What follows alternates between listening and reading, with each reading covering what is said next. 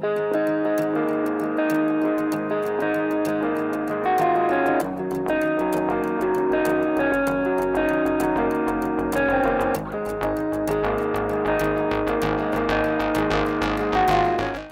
bem-vindo ao canal da Clínica Factum.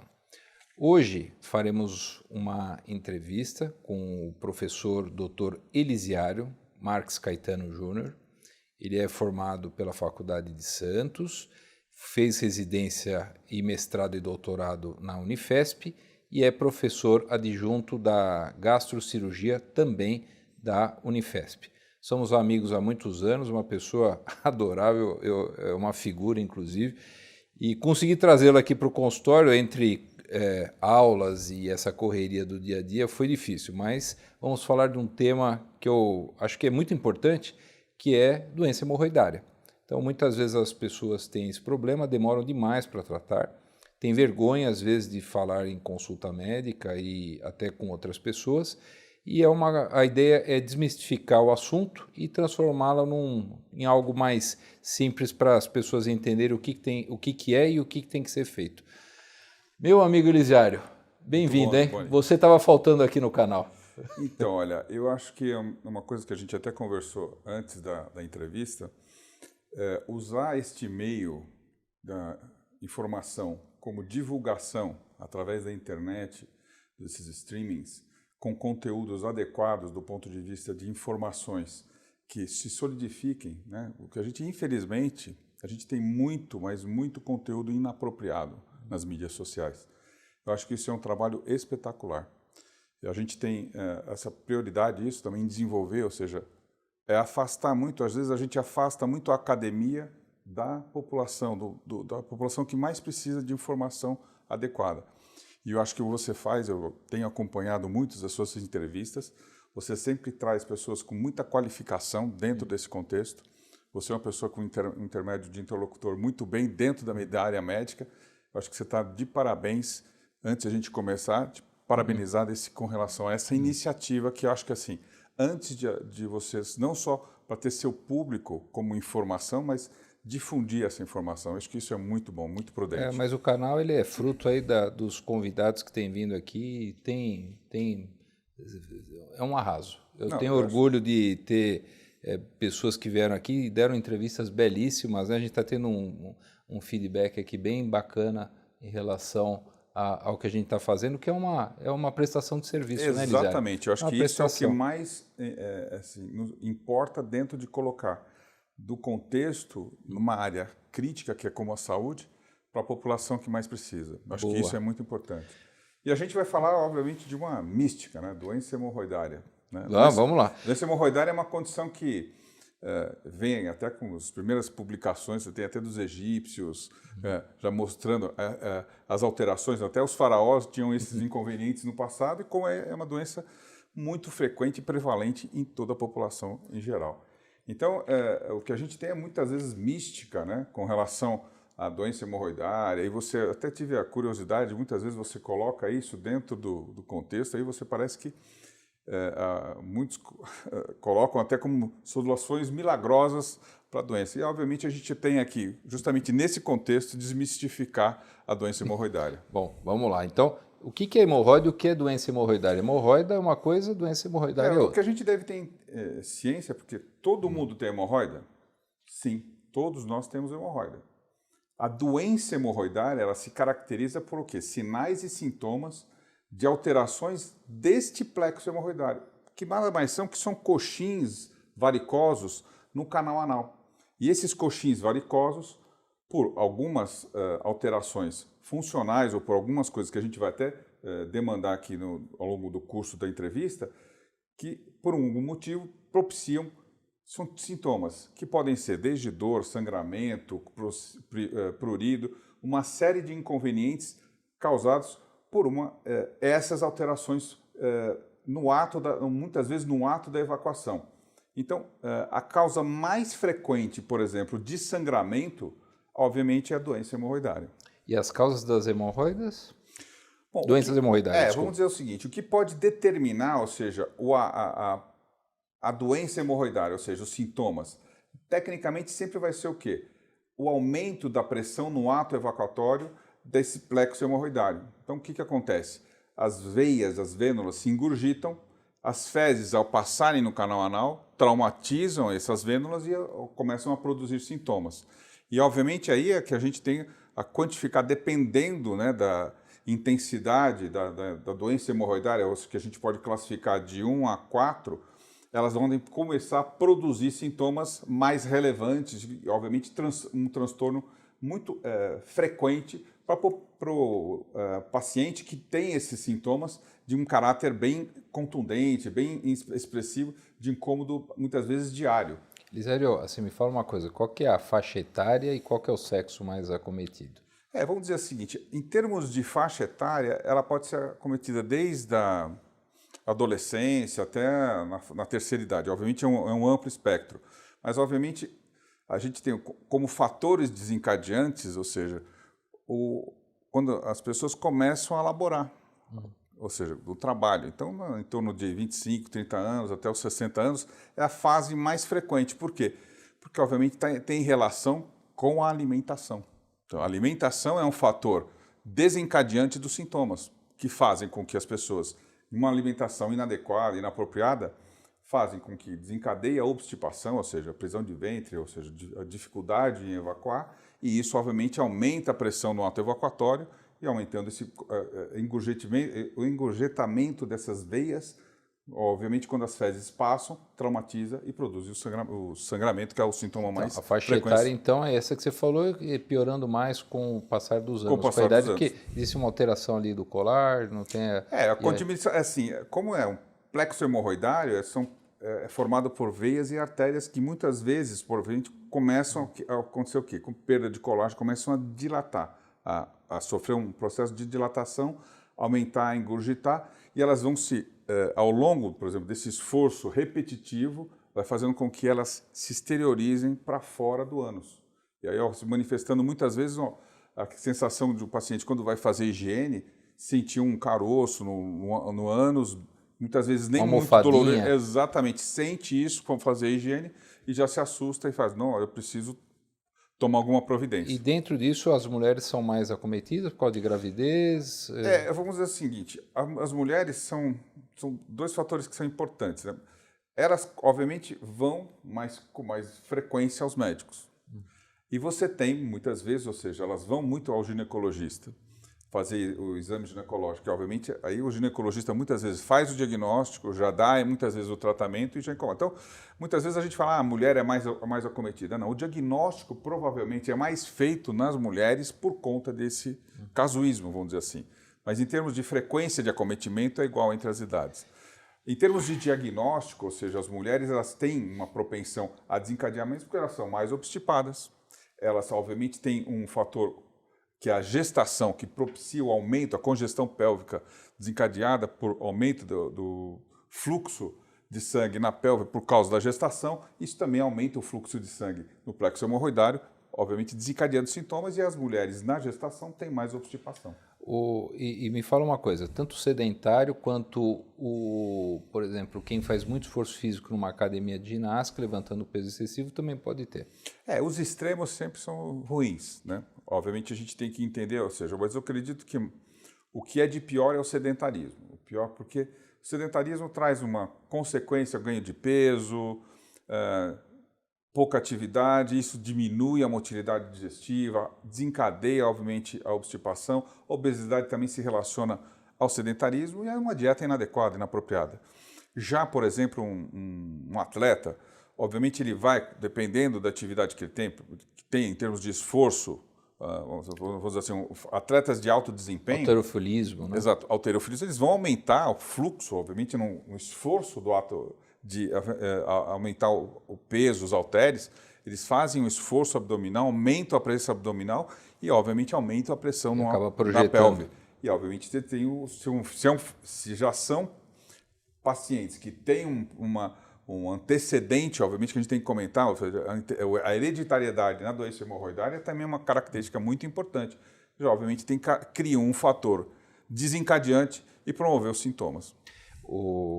Aí, Elisério, é o seguinte, aí teve um sangramento esporádico, tudo bem, pode acontecer, machucou, Mas se fica uma coisa mais frequente, ele deve procurar o coloproctologista ou o cirurgião, né? Ou o ginecologista, que vai acabar dando as orientações.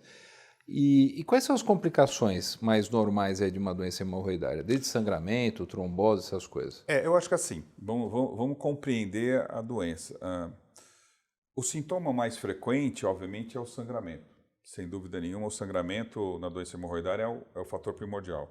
Mas, obviamente, como você mesmo colocou, aumento de esforço, o ato de fazer higiene sente um caroço na região anal.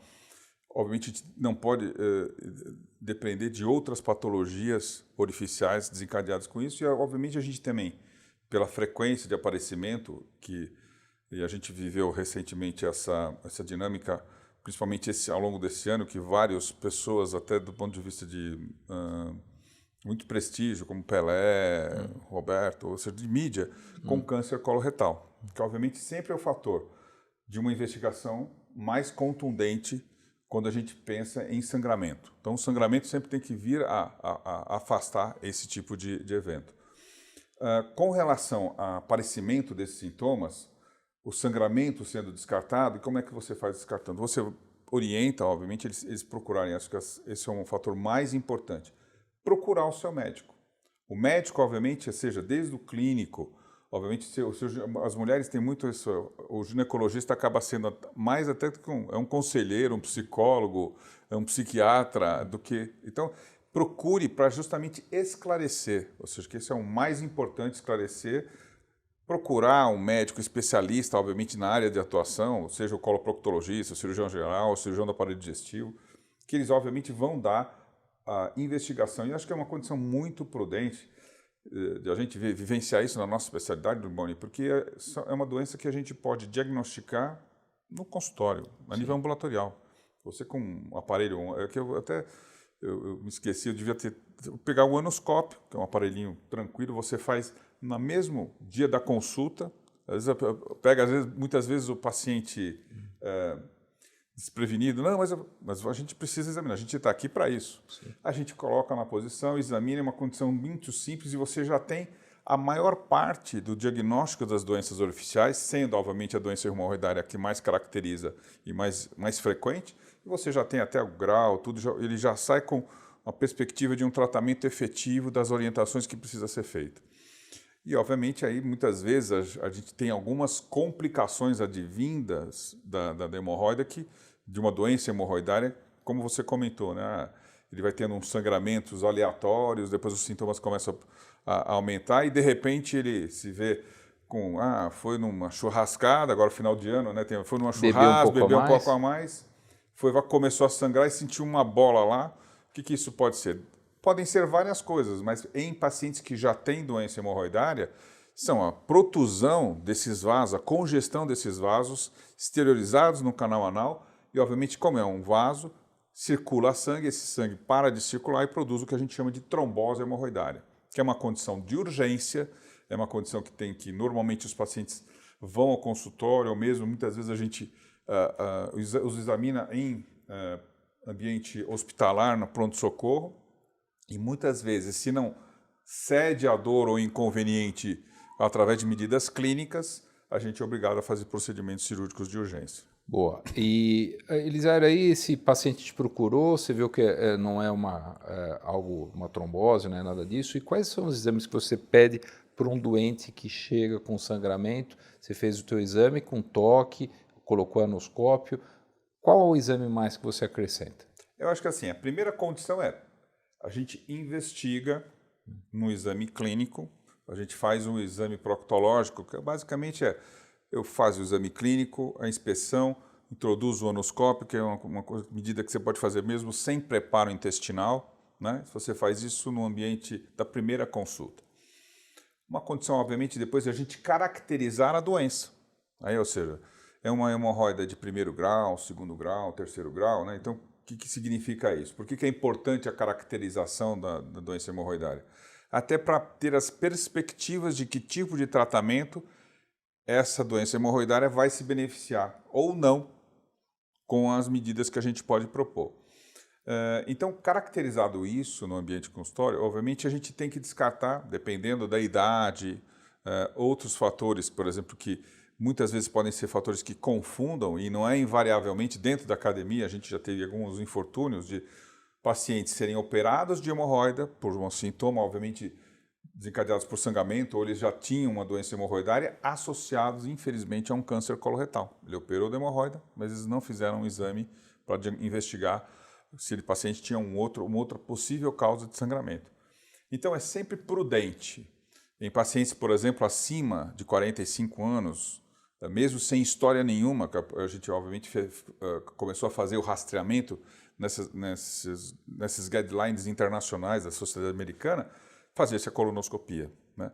Obviamente, pacientes mais jovens, que você faça isso que não tem um histórico, obviamente a colonoscopia pode não ser realizada, mas pelo menos fazer a retossigmoidoscopia rígida ou flexível para a gente examinar pelo menos o segmento distal do reto nos seus ambientes assim de 30 a 40 centímetros do reto, que você pode fazer isso com uma retossigmoidoscopia flexível.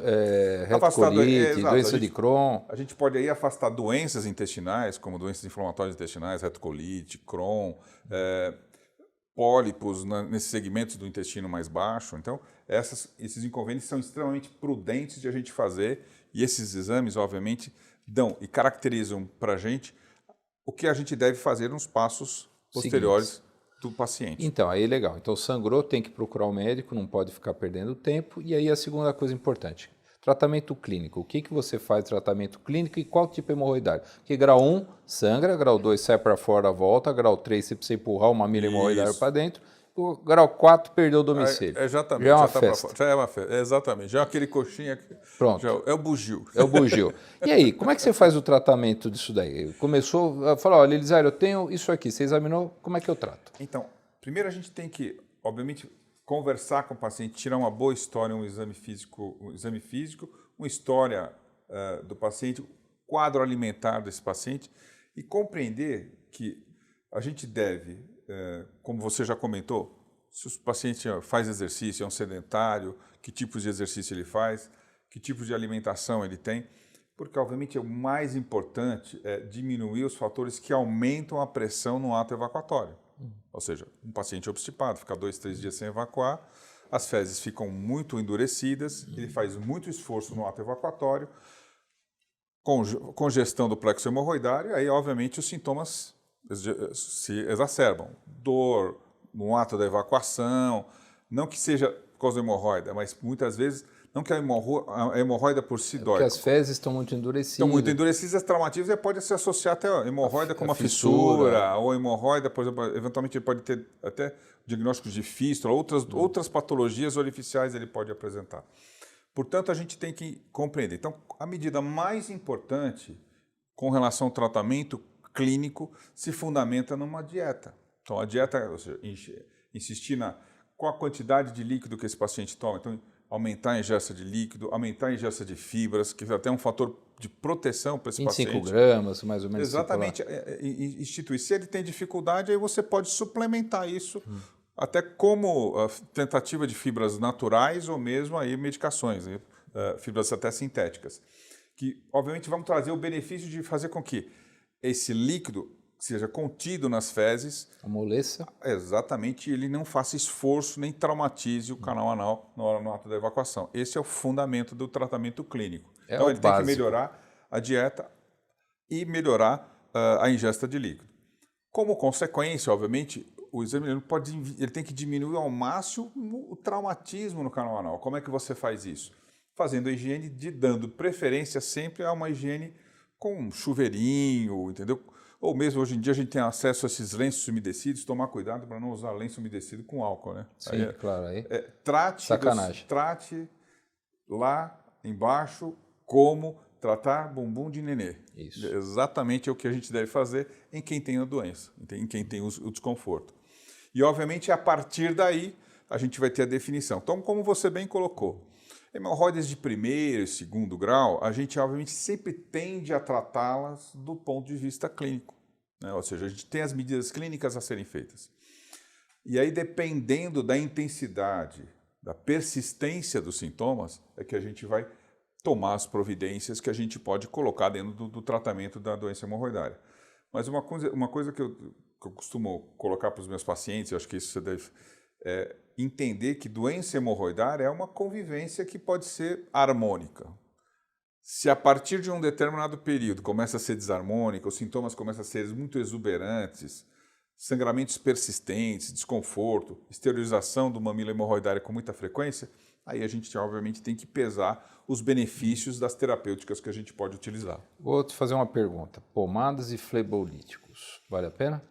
As pomadas, obviamente, dão um conforto, principalmente que elas têm associação de medidas, vamos dizer assim, locais, anestésicos locais, medidas cicatrizantes ou de aumentar o espessamento do tecido colágeno no local para, vamos dizer assim, diminuir o transtorno do ato evacuatório. Vamos dizer assim, por exemplo, os antiflebólicos, vamos dizer assim, como a gente usa em cirurgia vascular, eu sou um pouco cético nisso. Eu normalmente não indico porque, em termos efetivos disso, em termos de resultados dentro de trabalhos prospectivos randomizados, a efetividade disso é muito baixa em termos de equivalência disso. Então, a gente muitas vezes dá como uma medida mais, às vezes até como anti-inflamatório, né? Então, nesse sentido, eu vejo como uma certa prudência, né, de a gente indicar. Mas a pomada, a higiene, tudo isso, obviamente, entra dentro de um contexto do tratamento clínico. Legal. E aí tem a diferença da pomada até do supositório. Eu acho que a pomada é menos lesiva, né? Porque às vezes você vai pôr supositório, acaba machucando. O supositório a gente já tive. O supositório é o mesmo aplicador. Eu já tive inconvenientes, até histórico. Esses aplicadores tinham uma espícula, né? Isso. O sujeito, normalmente, quando vê isso, ele não sente, não, ele vai lá e aplica. A espícula vai lá e entra. Hemorroida no vaso. Sim. Traumatiza e o sujeito começou a sangrar depois de aplicar o... Sim. Então, acho que assim, não é aconselhável. Então, a sensibilidade que a gente tem é o dedo. Então, usa o dedo como boa dica. Acho que é uma coisa mais prudente de você diminuir o trauma, né? Agora, vamos lá. Aí fizemos um tratamento clínico, não resolveu, está sangrando. Aí você tem ligadura elástica, tem laser, tem enteropexia, tem as cirurgias tradicionais. E aí, agora é com você. Então, vamos lá. Ligadura elástica. Então, a gente tem que... O mais importante, acho que assim, que a gente tem que compreender é que qual método vai ser possível a gente utilizar em que tipos de hemorroida a gente vai estar tratando. Nas hemorroidas de primeiro e segundo grau, sintomáticas, onde o tratamento clínico não surtiu um efeito que a gente esperava e o paciente persiste com incômodo, é um paciente que, se você usar um método muito crítico, vamos dizer assim, que seria, vamos medir uma medida, a cirurgia, fazer o tratamento cirúrgico clássico, ele vai ser muito traumático para esse paciente. Então, a gente tem algumas medidas. Quando as hemorroidas de primeiro e segundo grau, principalmente hemorroidas que a gente chama de hemorroidas internas, com esterilização de primeiro e segundo grau, a gente tem que entender, eu acho que assim, vale a pena às vezes as pessoas compreenderem. O ânus, diferente da nossa boca, por exemplo, tem uma alteração de tegumento. Tem um canal anal e tem alteração do tegumento, onde existe, para cima do que a gente chama de linha denteada, linha pectínea, a possibilidade de ter o que a gente chama de dor visceral. E a dor visceral normalmente é uma dor que você pode beliscar, fazer procedimentos e não ter transtorno. Então, você pode fazer até procedimentos ambulatoriais e no consultório. Mas quando você tem o plexo, a pele acometida, ou seja, abaixo da linha pectínea, abaixo da linha pectínea, ou seja, você tem a sensibilidade somática, que é o fato de eu me belisco aqui, eu estou sentindo literalmente o que está beliscando aqui, você tem uma dor persistente. Então, quando as hemorroidas acometem ou tem muito acometimento de pele e tegumento no subcutâneo, no orifício anal, os benefícios de tratamentos do ponto de vista como ligadura elástica, como fotocoagulação, radiofrequência, são poucos efetivos. E vão trazer um transtorno muito grande, porque vocês podem queimar a pele, vai piorar os sintomas. Então, primeira condição o especialista vai determinar que tipo de possibilidade de tratamento você pode fazer. Obviamente, hemorroidas de primeiro e segundo grau, elas vão ter um benefício muito grande utilizando técnicas simples, né? São hemorroidas mais internas. Mais internas, exatamente, porque são acima desse que a gente fala. São lá para dentro e as manifestações clínicas normalmente são sangramento e esse engurgitamento no ato da evacuação, que ele normalmente você para fazer o esforço, a hemorroida volta. Então elas vão se beneficiar desses métodos menos invasivos de tratamento ambulatorial. O que a gente observa é que, infelizmente, ou seja, esses tratamentos, ao longo do tempo, podem, se a doença progredir, ou seja, persistirem. Não são curativos. Exatamente, não vão ser curativos, aí a gente tem que lançar mão de outros com o avançar, ou seja, se a hemorroida progride para terceiro, quarto grau, obviamente outras medidas a gente tem que tomar, e aí são medidas que vão trazer o quê? Um benefício de, normalmente, erradicar o problema. Ou, eventualmente, se não erradicar, reposicionar o plexo hemorroidário para dentro do canal anal. Fazer uma fibrose para que ele justamente mandar esse coxim para dentro do canal anal. Então, que técnicas a gente pode dispor? Então, se essas falharam, vamos dizer assim, ou não podem ser usadas, a gente tem as técnicas clássicas, que é a hemorroidectomia clássica, que normalmente é o que eu sempre brinco muito com os pacientes. A hemorroidectomia basicamente você tem que remover aquele vaso, aquele tecido. E qual que é diferente de eu estar removendo, por exemplo, uma verruga na minha pele? Aqui eu faço um corte, costuro, faço um curativo, e ninguém 7 mexe. dias eu tiro. Não. Lá você usa todo dia e o que passa lá não é desinfetante, é fezes, é uma região contaminada. Então, obviamente, a ferida é uma ferida contaminada, uma ferida que tem que ser deixada em aberto. Na maioria das vezes, existem algumas técnicas fechadas, mas o grande inconveniente da fechada é que ela, infelizmente, normalmente ela infecta. Então, a cirurgia clássica é como se a gente tivesse uma raquete de tênis invertida e fica uma ferida na borda do ânus, que obviamente com um período de cicatrização ele é relativamente prolongado, em torno de 4 a 8 semanas de tempo de cicatrização. Então, isso obviamente é muito traumático, muito desconfortável para o paciente, aquilo que você tem até medidas na internet que são muito interessantes, que o pessoal reclama e falam as descrições do que eles sofrem com relação ao ato da evacuação no pós-operatório de doença hemorroidária. Então, existiu aí as medidas para a gente diminuir esse transtorno. Então, a cirurgia clássica tem essa finalidade, e aí as medidas de retopexia. Então, você pode utilizar um aparelho que é um aparelho de grampeador com grampos e fazer com que a hemorroida, o coxim hemorroidário volte para dentro do canal anal, principalmente quando essas hemorroidas estão hemorroidas de terceiro ou quarto grau associadas a prolapso mucoso, elas se beneficiam bem. Mas na grande maioria das vezes, né, ou seja, esses pacientes têm componentes mistos, né? Então muitas vezes você tem que fazer a pexia e mexer na parte externa, entendeu? Mas é o que acontece com você, assim, quando chega no consultório, eles demoram demais para ver. Se tivesse já feito o tratamento anterior lá para trás, talvez não tivesse esses plicomas, essas peles, essas hemorroidas externas. Então a gente tem que fazer o grampeamento e fazer uma plástica anal. Exatamente. E o que a gente observa é isso que acontece. As mulheres, pelo fato de irem ao ginecologista, elas fazem o exame ginecológico, o ginecologista já pode ser, eles pegam em uma fase talvez mais precoce, em caminho. Quando o homem senta no seu consultório, fala, você já sabe que, meu filho, ali já de lá para o centro cirúrgico, não tem outra alternativa, porque o homem, para normalmente ir ser encaminhado, ele já vem com muito sintoma. Bom, então é legal que tem novas técnicas, lembrando que até quando faz a parte externa, como você mexeu no plexo e subiu, a pele subiu bastante, a remoção é menor, então a dor é menor, inclusive. A tendência, por exemplo, dessas técnicas, por exemplo, existe a desarterialização do plexo hemorroidário, que é uma outra técnica, que é o THD. É uma técnica também interessante, que justamente, por exemplo, também com prolapso mucoso, você faz a identificação da artéria que... Com Doppler, né? Exato, com Doppler. Né? Você identifica a artéria que está sustentando ali um mamilo hemorroidário, você faz o choleio dessa artéria e ele vai pôr ela para dentro do canal anal. É uma medida interessante, mas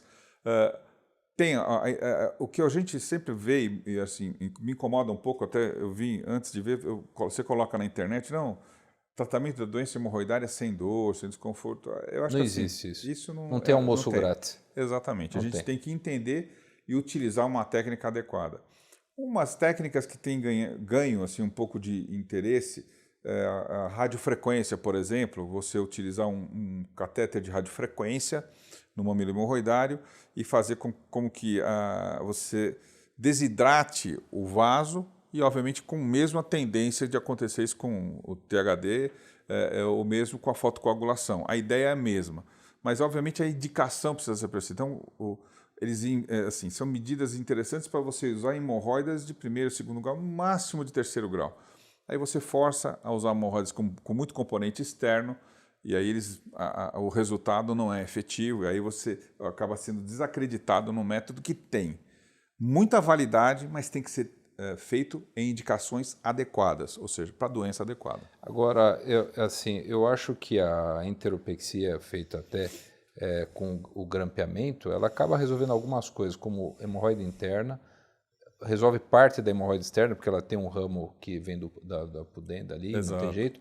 Retocele anterior em mulheres, que acaba dando obstipação, Isso. e prolapso retal. Então, às vezes, você acaba fazendo 4 em 1 numa cirurgia que é muito interessante, que não é para todos fazerem, porque é uma cirurgia que precisa ter mão, precisa ter expertise e horas de voo, porque dá muita complicação Com se não saber. certeza. Bonnie, você falou a palavra-chave.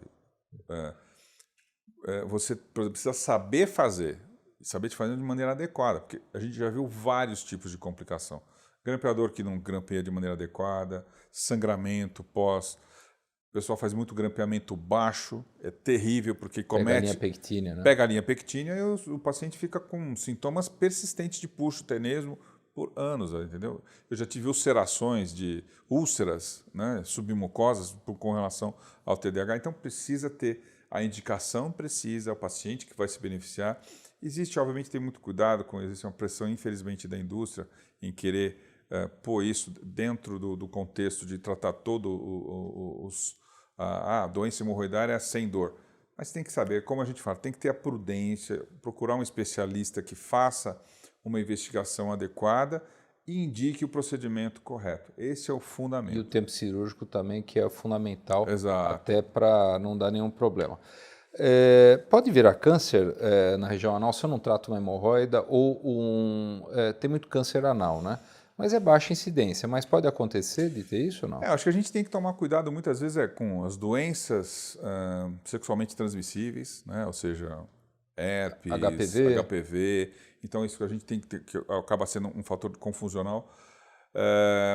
Muitas vezes pode ter, a gente sempre, por exemplo, que opera, tem um hábito, a pessoa, e acho que é de praxe, a gente tem que mandar essa peça para exame. Sempre. Não é impróprio, muitas vezes, a gente ter, eventualmente, pelo trauma que isso tem ao longo do tempo, promover, vamos dizer assim, uma irritação crônica do tecido e ele, obviamente, ter. Não quer dizer que a hemorroida ela tem câncer, é que existem fatores que podem se confundir com os sintomas. Então, não é ela que causa, ela pode ser coadjuvante. Exatamente. Então, a gente sempre tem que fazer o exame preciso, avaliar o canal anal, descartar doenças sexualmente transmissíveis, se operar, encaminhar o tecido para examinar, para justamente a gente entender que tipo de processo esse paciente tem. Agora, finalizando, relação anal. Isso é uma pergunta que mandaram para nós. E isso causa hemorroida, piora hemorroida ou não tem nada a ver? A gente tem que entender que isso, obviamente, a gente tem uma sociedade plural. Eu acho que a gente tem que compreender que existe isso. Existe essa prática que não é nova, é muito antiga. Acho que a gente tem, se a gente vai em Pompeia, lá, né, você vê os locais que isso existia. Então, é uma prática que está aí e a gente deve entender e compreender. Ela pode, obviamente, determinar problemas no futuro e também futuros. Para quem já tem problema, obviamente, pode promover sangramento, desconforto, trombose, fissuras. Então, é uma coisa que deve ser entender o que pode ser feito. O que a gente pode fazer para minimizar? Muita lubrificação. Então, a pessoa tem que entender que tem que lubrificar para diminuir o trauma. esse é um fator primordial em quem, obviamente, tem essa prática como costumeira, né? Ou seja, num ambiente que é uma prática que existe e que a gente deve ter ciência nesse sentido. Tomar cuidado com relação à transmissão, né, de doenças específicas e fundamentalmente se tiver algum fator adicional, quando também saber como tratar. Porque, obviamente, quando a gente tem pacientes que têm esse viés de prática coito anal, a gente tem que tomar precauções. Por exemplo, a gente não pode fazer o PPH, por exemplo. Sim. Tem os grampinhos que ficam. Os grampos vão poder inviabilizar a prática desse Durante 3, 4 meses, depois eles vão caindo, né? Eles vão desprendendo, mas obviamente ele tem que entender que durante esse período ele não pode fazer isso. E aí você já, mais uma pergunta, eu me lembro que a gente viajou muito a trabalho, até em congresso juntos, né? A gente, bons tempos, né? Saudades. Mas assim, tem que fazer isso. Mas num dos congressos era exatamente esse. Então eu fiz uma enteropexia, tinha lá os grampinhos, qual o tempo de abstinência sexual para quem é homossexual? A gente falou no congresso, você lembra, era 3 meses, né, que a gente falava, porque os grampos caem depois, né, que são grampos de titânio. E nas cirurgias normais, também 3 meses por causa da dor, o incômodo e tudo mais. Sim, exatamente. Eu acho que assim, tem que entender que tudo tem que ser feito com carinho. Tempo e movimento. Não com trauma, né? Sim. Exatamente. Se é para doer, não vai fazer.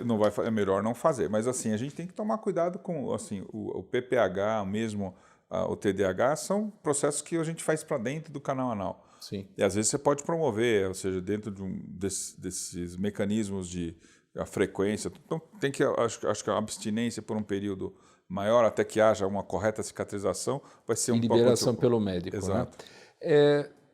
Dicas que você queria acrescentar. Então, você já deu uma dica importante. Sangrou, procurar um especialista. Quem tem que te operar é quem sabe fazer isso para não dar problema. E a gente já viu grandes cirurgiões tendo problemas seríssimos com pequenas cirurgias, né? Exato. Que a gente brinca, né? Então, é um lugar que é capcioso. Né? Não, exatamente. A gente tem que entender, por exemplo, a gente está dentro do ambiente universitário e infelizmente, a gente vê inconvenientes muito drásticos com cirurgias inadequadas, extensas, por exemplo, de modo a produzir um trauma no canal anal que, invariavelmente, às vezes a reconstrução disso, a reversibilidade disso é muito traumática. Eu acho que assim, o que a gente deve ter como fator assim, de dicas de colocar, a primeira, obviamente, não tenha receio de falar para o seu médico essas considerações, sangramentos, inconvenientes que tenha, quando for fazer higiene, sentir alguma coisa diferente. Uma coisa é olhar no vaso, entendeu? Isso é uma coisa, tem muito prudência, ver como é que estão as suas fezes. A gente tem até as classificações que a gente brinca lá com os dentes, eu pego na internet, olha, como é que estão as suas fezes aqui? Ó, tá a escala de Bristol. Isso, tá 1 ou tá 8 aqui, como é que tá aqui? Eu acho que isso é prudente entender para justamente, a gente tem que melhorar, você está bebendo pouca água, para a pessoa entender e compreender, acho que vai favorecendo esse aspecto do ponto de vista de compreender o que tem. Melhorar a dieta, favorecer a atividade física, eu acho que isso também ajuda nesse sentido.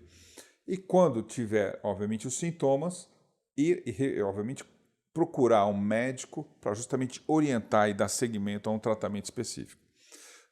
Lembrando que, por exemplo, a gente tem uma patologia que tem vários recursos em termos de tratamento. Se você colocar na internet, vão dizer, olha, eu trato sem dor, aqui, cirurgia laser, cirurgia sem cortes.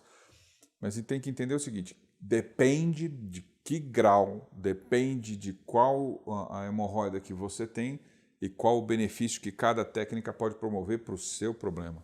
Então, é isso. Então, aí você vai ter que procurar um especialista que vai te dar a informação e o tratamento específico adequado. Essa, sem dúvida nenhuma, eu acho que é a melhor informação que a gente pode dar para o paciente que compreenda a necessidade de um diagnóstico preciso, de um tratamento adequado.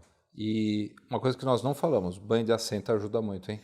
Olha, isso é uma coisa que, não só o banho de assento, mas muitas vezes você pegar a camomila, e colocar chazinho de camomila. A camomila é um anti-inflamatório natural. Você fazer o banho de assento ou colocar camomila, por exemplo, um paninho embebido na camomila e colocar, é espetacular, porque ele é um anti-inflamatório natural. Um paninho. E tem aquelas bacias, né, que você pode comprar. Tem as bacias, você pode fazer os banhos de assento, que vai ficar lá... Já tem alguns lugares que vendem, que você encaixa no vaso sanitário como se fosse uma... Isso, né? Exatamente. Muito interessante, é muito interessante. Então, e ajuda muito no pós-operatório, porque relaxa naquele...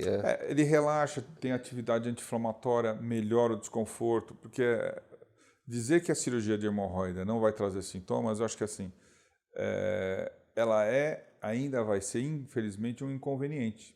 E é um calcanhar de Aquiles, porque você acaba usando diariamente o local para você fazer. Mas também não deixar muito para operar, porque as cirurgias acabam sendo maiores, como nós falamos. Quanto mais breve operar, e não só breve, mas também compreender. Às vezes, por exemplo, vai operar, depois a pessoa tem receio, toma muito analgésico, anti-inflamatório. O que acontece com as fezes?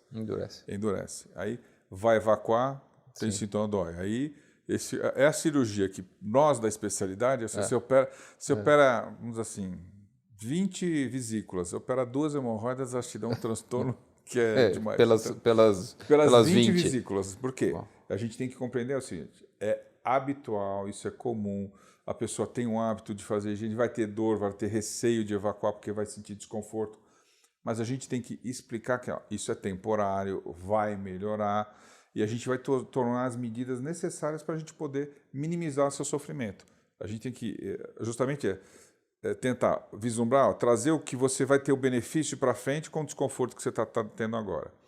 E, obviamente, a dica fundamental em termos de operar a doença hemorroidária é ter justificativa de operar, entendeu? Ou seja, está com muito sintoma, está com desconforto. Indicação correta. Exatamente. E hoje mudou tanto, né? Até só para finalizar, acho que você pode fazer com anestesia local, mais sedação, pode fazer com raio, pode fazer com peridural. Tem tantos métodos hoje que... Para diminuir o desconforto. Exatamente. E hoje tem medicações muito boas, até que você coloca como se fosse PET.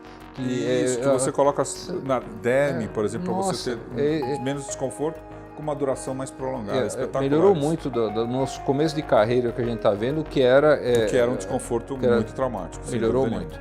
Isélio, baita aula, você fala super bem, professor do Unifesp.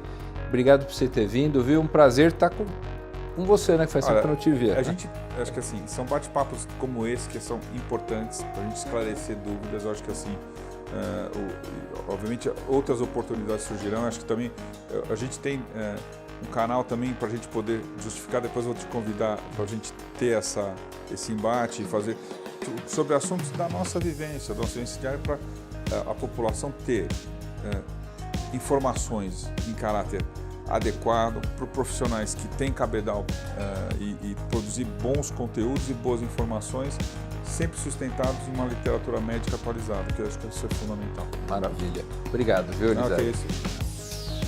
Muito obrigado por estar aqui.